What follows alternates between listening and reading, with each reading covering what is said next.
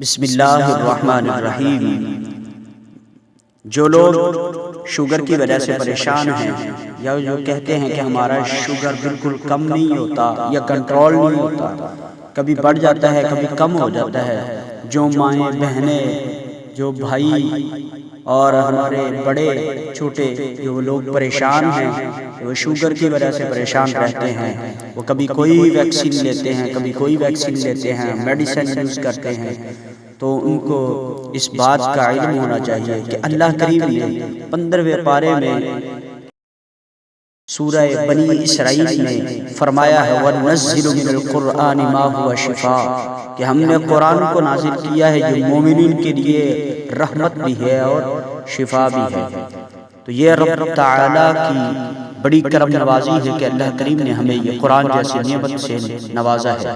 تو میں ایک وظیفہ بتانے جا رہا ہوں جس کا جو پڑھنے سے 1 مہینے کے اندر انشاءاللہ تعالی شوگر ختم ہو جائے گی یا اپنے ہی کنٹرول میں آ جائے گی، اور مزید پڑھتے رہے تو وہ بالکل ہی ختم ہو جائے گی۔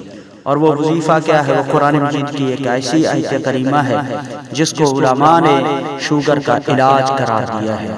تو وہ وظیفہ کیا ہے؟ آپ اس کو لکھ لیں، سن لیں اور یاد کر لیں۔ روزانہ جب دل چاہے آپ کا ایک تسبیح، صرف اس آیت کریمہ کی، قرآن کے اس آیت کی ایک تسبیح آپ نے پڑھ لی ہے، جب دل چاہے جس وقت چاہے آپ یہ پڑھ سکتے ہیں، لیکن یہ ہے کہ ایک تسبیح روزانہ آپ نے پڑھنی ہے، پھر اس کے بعد آپ کی شوگر کنٹرول ہونا شروع ہو جائے گی۔ اور یہ آزمودہ ہے، آزمایا ہوا ہے۔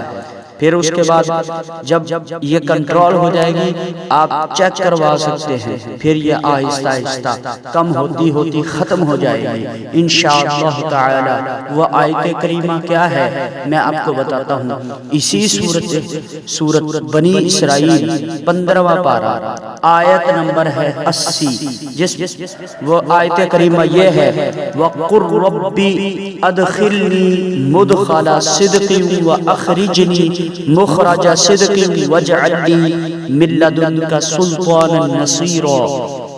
اس آیت کریمہ کو پڑھنے کا طریقہ یہ ہے کہ آپ نے پہلے 11 مرتبہ درود پاک پڑھنا ہے۔ کوئی بھی درود پڑھ سکتے ہیں، درود ابراہیمی پڑھ سکتے ہیں یا جو بھی آپ کو آسان لگتا ہو، درود پاک پڑھیں 11 مرتبہ، پھر اس کے بعد ایک تسبیح کی پڑھیں۔